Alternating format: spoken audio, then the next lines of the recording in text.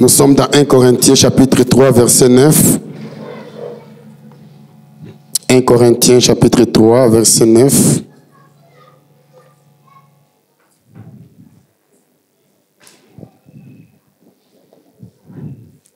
Nous lisons au nom de Jésus.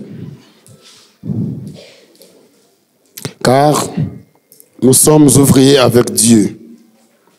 Vous êtes les champs de Dieu, l'édifice de Dieu. Amen. Nous lisons Néhémie chapitre 2, verset 18. Il est écrit ce qui suit, Néhémie chapitre 2, verset 18. Puis je leur ai raconté comment la bonne main de mon Dieu avait reposé sur moi et leur ai rapporté les paroles que le roi m'avait adressées. Ils m'ont dit, lèvons-nous et mettons-nous au travail. Dans l'autre version dit, lèvons-nous et bâtissons. Et ils se sont fortifiés dans cette bonne décision, parole du Seigneur. Alléluia. Alléluia. Et nous bénissons Dieu pour nous avoir accordé cette grâce d'être encore ici devant le peuple de Dieu en ce jour, afin que nous puissions partager ensemble la parole de Dieu. Nous bénissons également la coordination des francophones et le comité des anciens qui nous ont donné cette opportunité. Nous disons aussi bienvenue à tout le monde et que Dieu vous bénisse. Alléluia. Nous sommes en train de parler de notre thème annuel tel qu'est intitulé « Nous sommes ouvriers avec Dieu. Lèvons-nous et bâtissons. » Nous sommes ouvriers avec Dieu. Lèvons-nous et bâtissons. Et j'aimerais que dans ces quelques minutes que nous avons ensemble, nous puissions ensemble mettre des bases, comprendre ce que les bien fondés de ce thème. Et en voulant comprendre les bien fondés de ce thème, j'ai trouvé dans ce thème, il y a un mot-clé. Le mot-clé que j'ai trouvé dans ce thème, c'est ouvrier.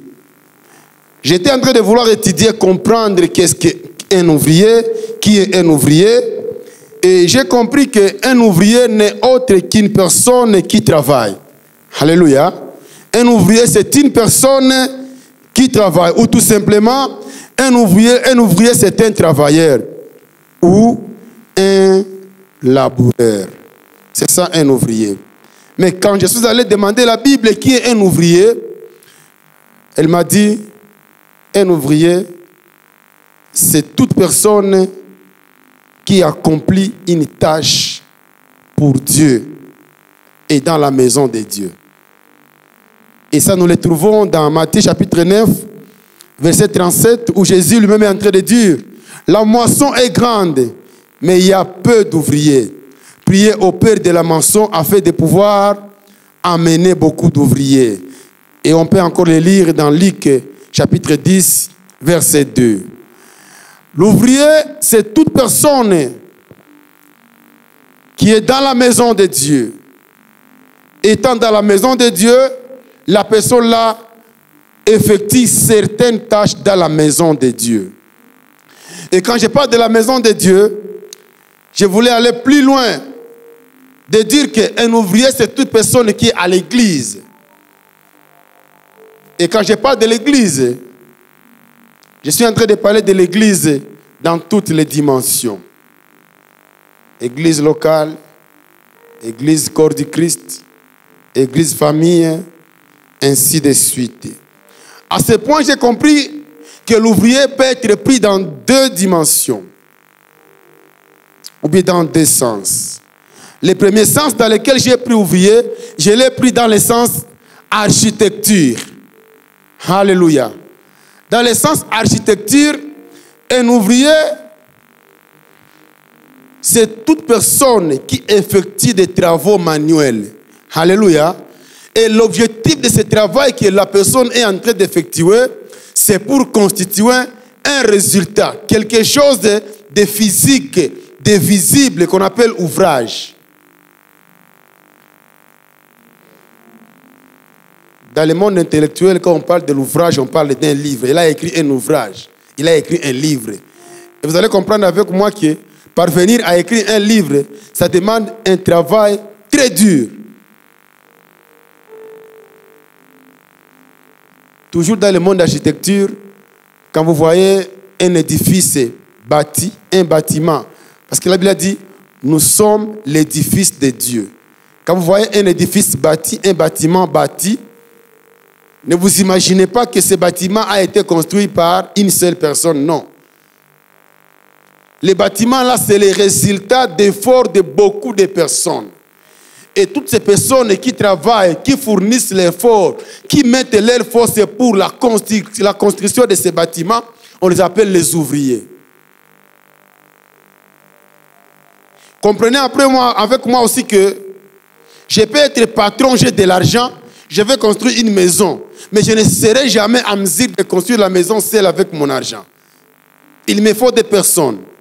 Il me faut la force d'autres personnes pour parvenir à bâtir cet édifice.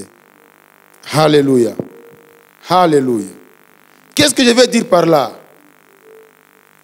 La Bible qui dit que nous sommes ouvriers avec Dieu, cela veut dire que nous allons travailler avec Dieu.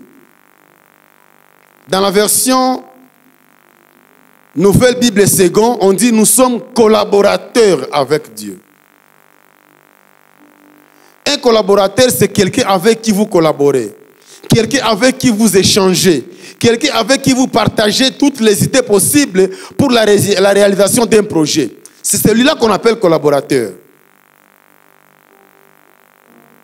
Laisse-moi avant d'aller plus loin vous dire que l'ouvrier a été pris aussi dans le sens spirituel, d'où ça constitue même les bien fondés de cet adage de Jésus lorsqu'il dit la moisson est pleine, mais il y a peu d'ouvriers.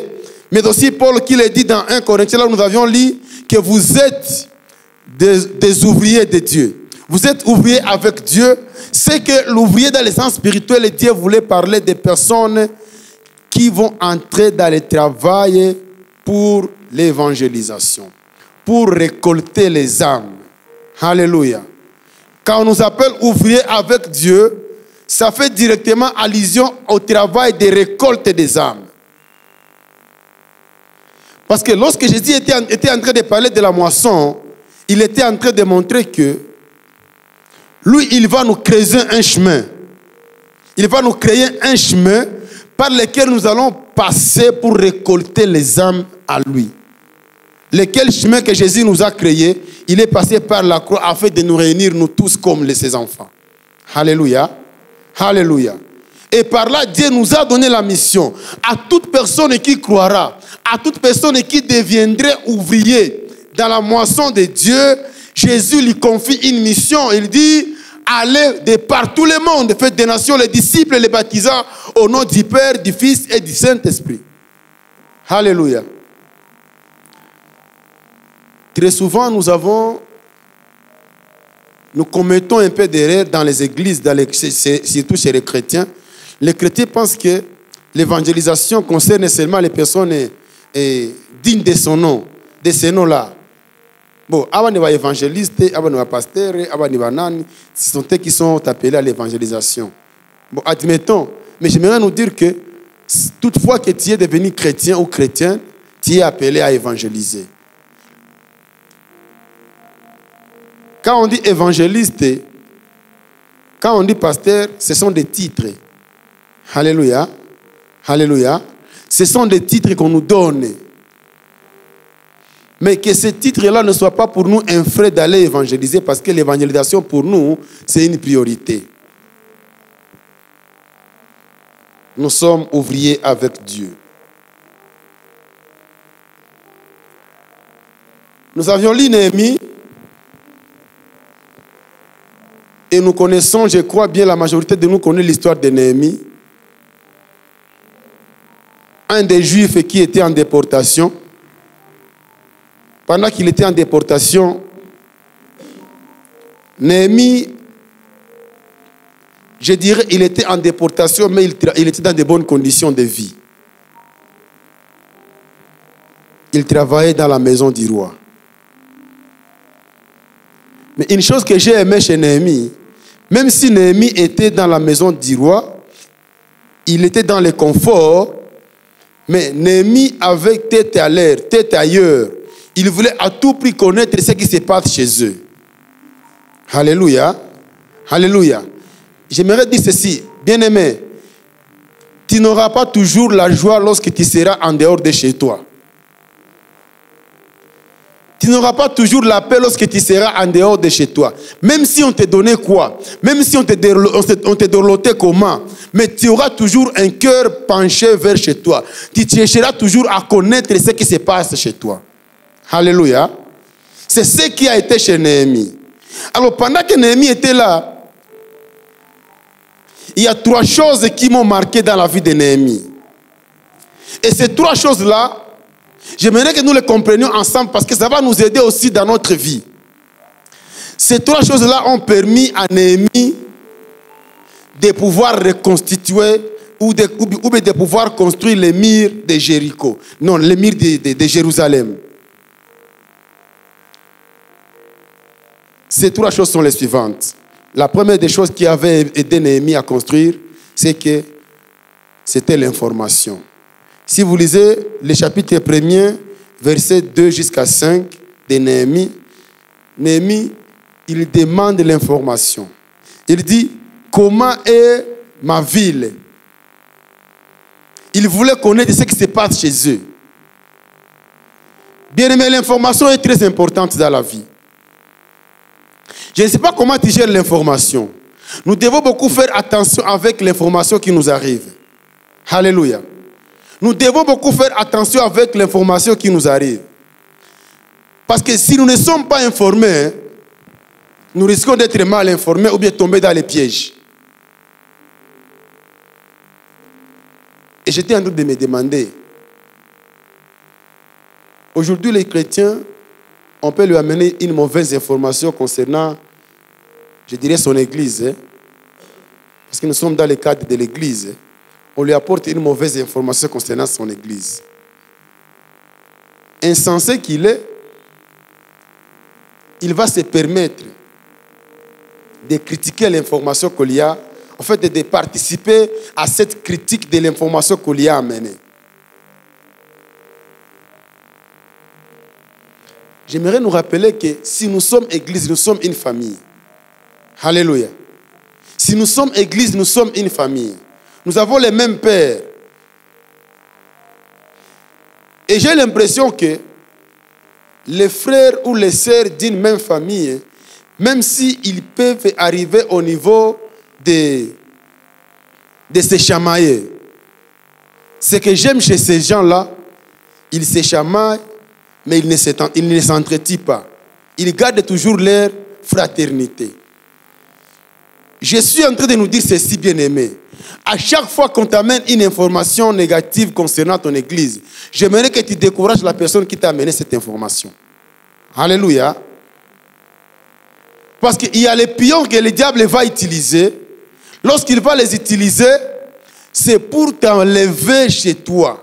C'est pour que tu prennes d'autres décisions d'abandonner ta famille spirituelle. Et ça va passer par les mauvaises informations. Moi, j'aime les gens.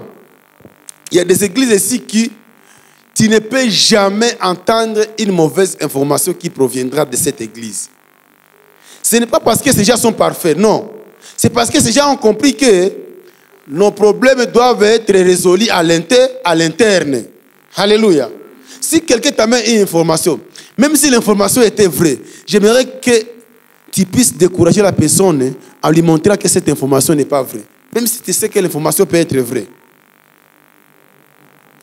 Parce que quand tu décourages la personne à cette information, c'est comme quelqu'un qui coupe une artère.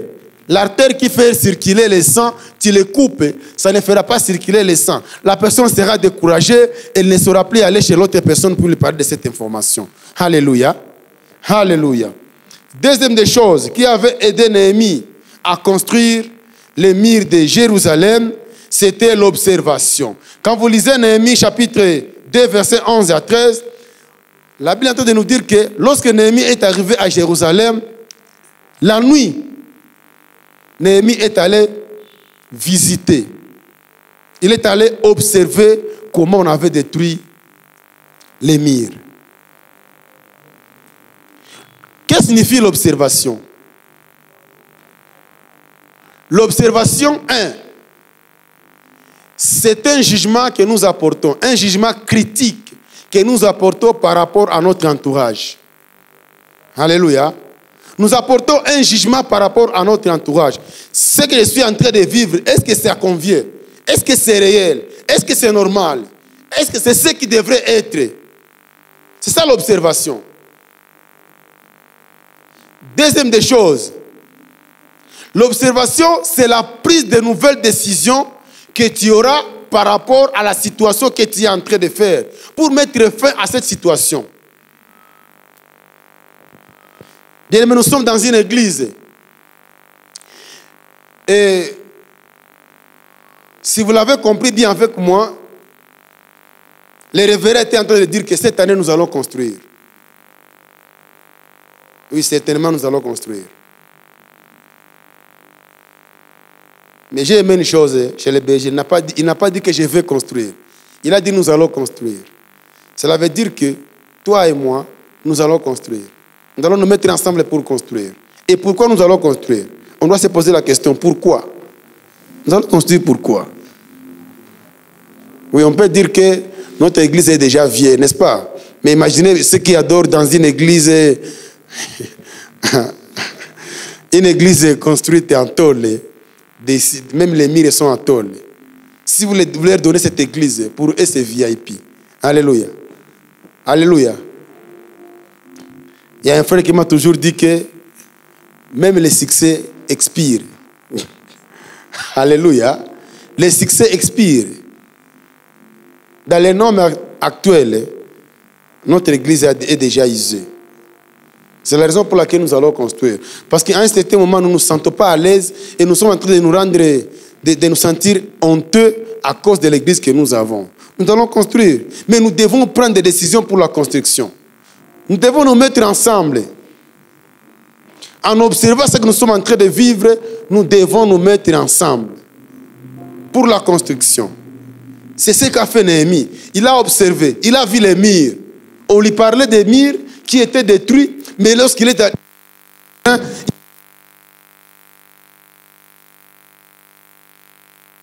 nous allons. Alléluia. Et la troisième des choses, c'est que ce qui a aidé Néhémie, c'était la confiance en Dieu. Alléluia. Alléluia. J'aimerais nous assurer que toute chose que nous allons faire sans confiance à Dieu est vouée à l'échec.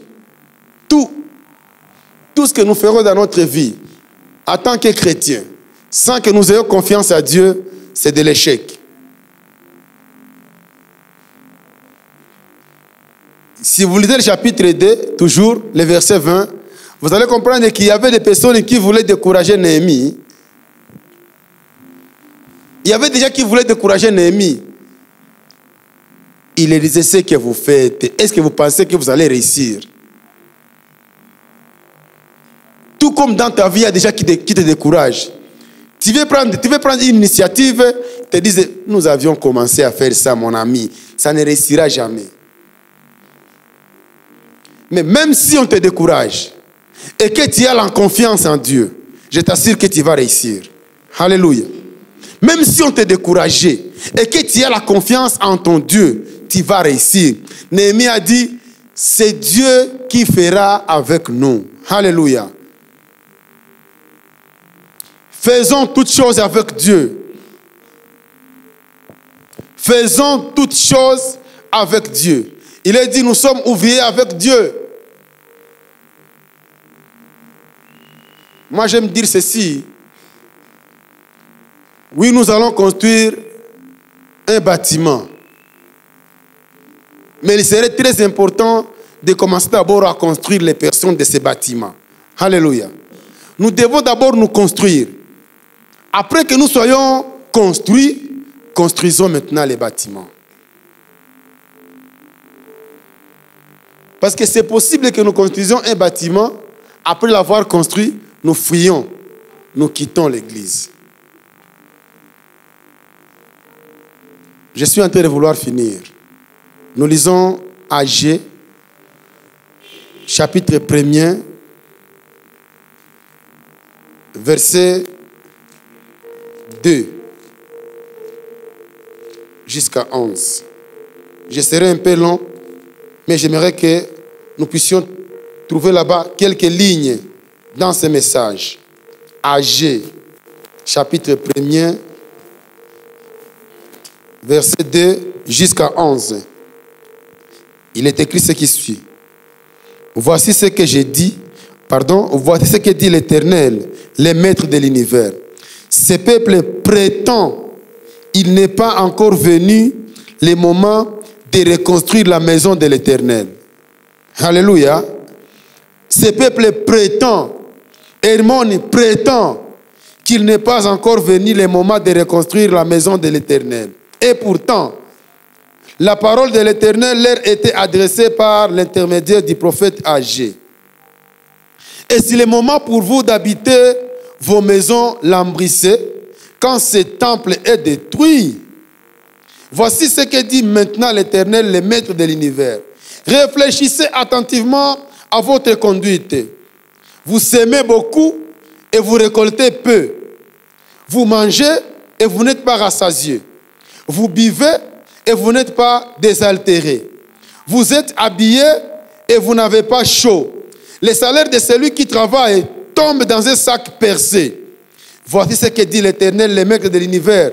Réfléchissez attentivement à votre conduite. Montez sur la montagne, apportez du bois et construisez un temple. J'en aurai de joie et je serai honoré, dit l'Éternel. Vous comptiez sur beaucoup et vous avez peu. Vous l'avez rentré chez vous, mais j'ai soufflé dessus. Pourquoi, déclare l'Éternel, le maître de l'univers? À cause de ma maison qui est détruite, tandis que vous vous empressez chacun pour votre maison. Voilà pourquoi le ciel a retenu la rosée et la terre s'est produite. J'ai appelé la sécheresse sur les pays, sur les montagnes et sur les blés, sur les vins nouveaux, sur l'huile, sur les produits du sol, sur les hommes et sur les bêtes, sur tout le travail de vos mains, parole du Seigneur. Alléluia. Alléluia. J'aimerais que Hermon nous réfléchissions un peu sur ces passages. Que ce soit pour nous un verset de méditation au cours de cette année. Parce que c'est une année de construction.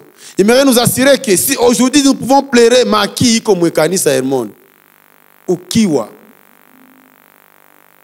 la sécheresse nous a abattus.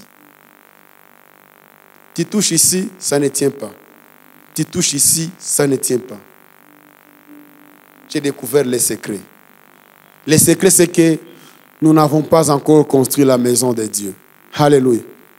Nous n'avons pas encore construit la maison de Dieu. Et cela fait à ce que Dieu nous tourne le dos. Dieu ne nous bénit pas.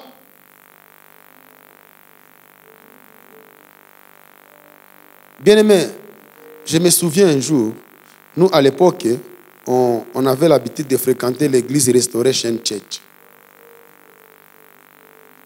À un certain moment, Restoration Church, c'était une église, permettez-moi le terme, qui amenait la nausée.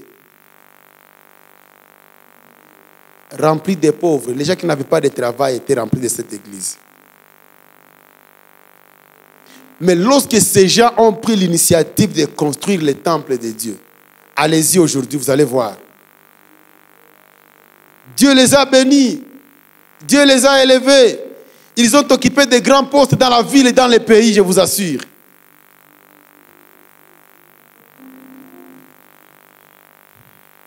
Je crois que nous voulons être bénis. Mais la seule façon pour nous d'être bénis, c'est construire les temples, construire les lieux d'adoration pour le Seigneur. Alléluia. Alléluia. Nous voulons construire. Et la construction, notre bénédiction est proportionnelle à la construction que nous allons faire. Quand on dit lèvons-nous et bâtissons, cela veut dire que nous devons tous mettre les mains dans la pâte afin que nous puissions construire ensemble. Ne dis pas que je n'ai rien. Tu as quelque chose à donner. Alléluia. Tu as quelque chose à donner.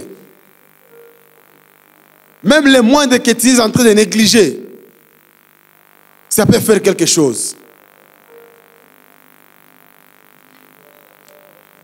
J'ai un jour travaillé avec un papa dans un mariage. Il avait un adage. Il disait, na 50 frères aux akalmeti. Alléluia. Alléluia. Ne négligez rien. Apportez tout ce que vous avez à apporter. Mais si nous donnons avec un cœur libéral, si nous donnons avec un cœur disposé, je nous assure que Dieu va nous bénir. La bénédiction est à notre porte, bien-aimés. Dieu veut nous visiter par cette construction. Lèvons-nous et bâtissons. Travaillons ensemble. Bâtissons cette église ensemble. S'il se trouvait quelqu'un qui viendrait ici, il dit, Nataka Wajengia Kanis, il va construire, nous serons en train d'y habiter alors que nous ne serons pas bénis, nous ne serons jamais bénis dans cette église. Parce que nous n'avons pas fourni d'efforts pour construire l'église. La personne là va partir avec notre bénédiction. Alléluia. Alléluia. Essayez de voir tous les gens qui ont construit des églises dans la ville de Goma. Si vous voyez leur vie passer, avant de construire, c'était des personnes démunies. Ils n'avaient rien. Mais parce qu'ils avaient un cœur, ils travaillaient comme une seule personne. Ils ont réussi. Et je nous assure aussi que il y aura toujours un après-construction. Alléluia. Il y aura toujours un après-construction. Pendant que nous serons en train de construire, Dieu sera en train de bénir. Parce que aussi Dieu ne sera pas à mesure de supporter nous voir dans la déserte pendant que nous sommes en train de construire. Il va nous combler de biens. Il va nous donner ce qu'il faut afin que nous puissions construire. Alléluia. Lèvons-nous et bâtissons, bien-aimés. Bâtissons les temples de Dieu. Bâtissons la maison pour le Seigneur. La deuxième partie que j'avais dit, c'est quoi? Nous devons aussi évangéliser. Bon, imagine. Nous construisons un temple. On a dit 2000 personnes, 2000 places assises. 2000 places assises. Et puis, nous y entrons à 150 comme nous sommes aujourd'hui. Alléluia. N'est-ce pas que c'est une honte? Un temple de 2000, nous y entrons à 150. Ce sera comme un culte de l'école de dimanche. Mais nous avons la responsabilité tous d'aller chercher les âmes, amener les âmes au Seigneur pendant que nous sommes en train de construire. Parce que nous construisons pour ces âmes-là. Ils viendront au Seigneur et nous serons en train de les construire la place où ils vont se reposer, où ils vont écouter la parole de Dieu. Lèvons-nous et bâtissons. J'ai fini avec les caractères d'un ouvrier. Un ouvrier de Dieu. Quels sont les caractères que doit apporter, que doit avoir un ouvrier de Dieu? Un ouvrier de Dieu, c'est quelqu'un qui sait écouter Dieu et il connaît écouter les hommes. Alléluia. Il connaît écouter Dieu. Il a le temps avec Dieu. Il a le temps avec le Seigneur. Il écoute les injonctions de Dieu. Quand vous lisez dans Jean chapitre 10, la Bible dit, je connais mes brebis et mes brebis entendent ma voix et ils me suivent. Alléluia. Un ouvrier connaît écouter Dieu. Il a le temps personnel avec son Dieu. Et en plus d'écouter Dieu, il est capable d'écouter les hommes. Bien aimé, il y a des gens dans le monde qui ne veulent jamais écouter les autres. Ils veulent qu'on les écoute toujours. On les écoute. Même dans une conversation, c'est lui qui a toujours le monopole de la parole. Il veut toujours parler à tout moment. Vous êtes avec lui, vous faites avec lui 30 minutes. Dans 30 minutes, il va parler 28 minutes. Toi, tu prends 2 minutes.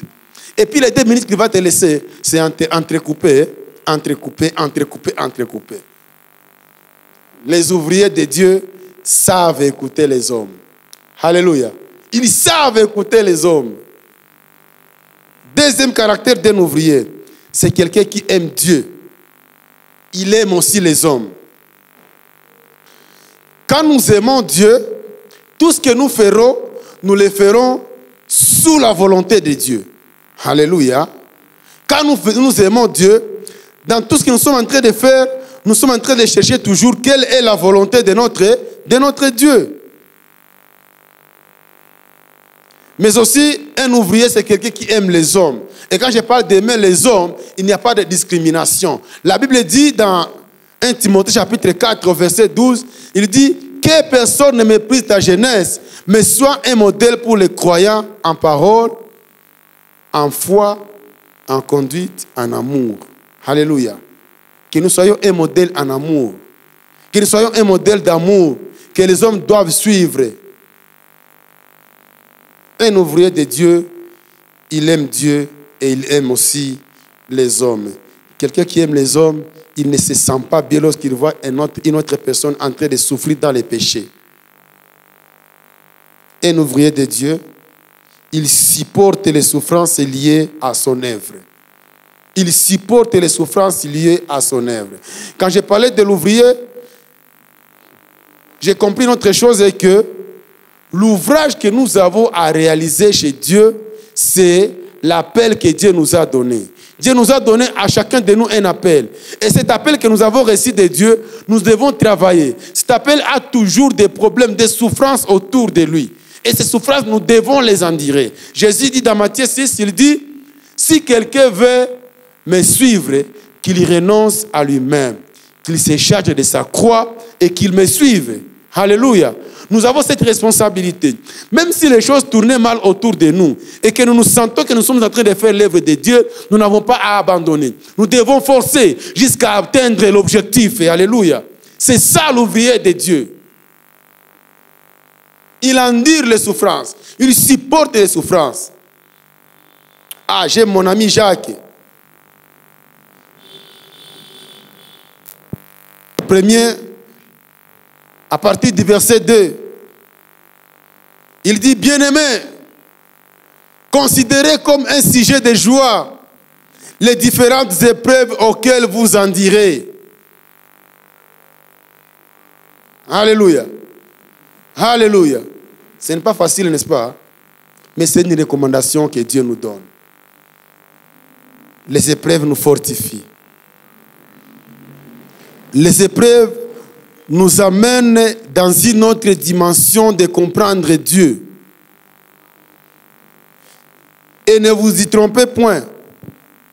Il n'y a jamais eu d'un appelé ou bien un appel qui n'a pas d'épreuve.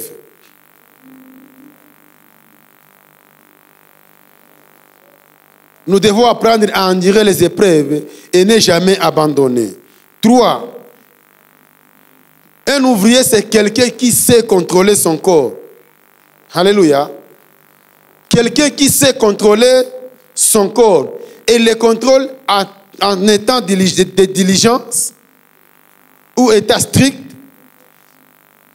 Il n'autorise jamais des choses qui n'ont pas d'importance à subir, à toucher son corps. Il n'autorise jamais de corps étrangers à toucher son corps. Il est motivé. Il est stable. Il rend son corps stable. Il ne le donne pas à n'importe qui. Il se préserve. Il vit dans la pureté. Alléluia. Alléluia. Nous devons très bien garder notre corps, les protéger. Dans 1 Corinthiens chapitre 3, au verset 18, la Bible dit, ne savez-vous pas que vous êtes le temple de Dieu? Et j'aime la deuxième partie qui dit, si vous détruisez ces temples, Dieu vous détruira. Dieu nous a donné le corps à nous. T'attends à l'entretien de ces corps. Amènera Dieu à te détruire un jour. Il y a des chrétiens malades qui disent Si tu détruis ce temple, si tu détruis ton corps, Dieu va te détruire aussi. Que Dieu nous aide. Un ouvrier, enfin, c'est une personne qui se fixe une discipline. Il a une ligne de conduite. Il ne marche pas n'importe comment. Il ne fait pas tout à la fois. Alléluia. Il ne fait pas tout à la fois. Il travaille avec objectif. Il est focus dans un domaine.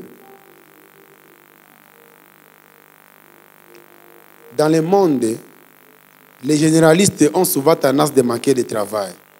Alléluia. Les généralistes ont souvent tendance de manquer le travail. Vous devez vous focaliser une spécialité. Vous devez être spécifique dans un domaine où on peut vous chercher.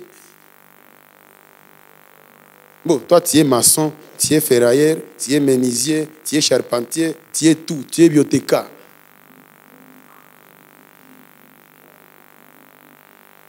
Celui qui te cherche, il va manquer où te chercher. On va se rendre compte qu'à un certain niveau, ce monsieur, il est charlatan. Si je lui donne mon travail, il risque de l'abîmer. Mais si tu étais spécialiste plutôt, facilement, on va te mettre quelque part et tu vas faire un travail avec efficacité. J'aimerais nous dire d'être disciplinés, bien-aimés. Étant les ouvriers de Dieu, étant les collaborateurs avec le Seigneur, soyons beaucoup plus disciplinés. Mettons-nous en discipline. Mettons nos corps sous discipline. Marchons avec discipline. Faisons tout avec discipline. Et c'est pour notre réussite. Alléluia. C'est pour notre réussite. Faisons tout avec discipline. Que Dieu nous bénisse.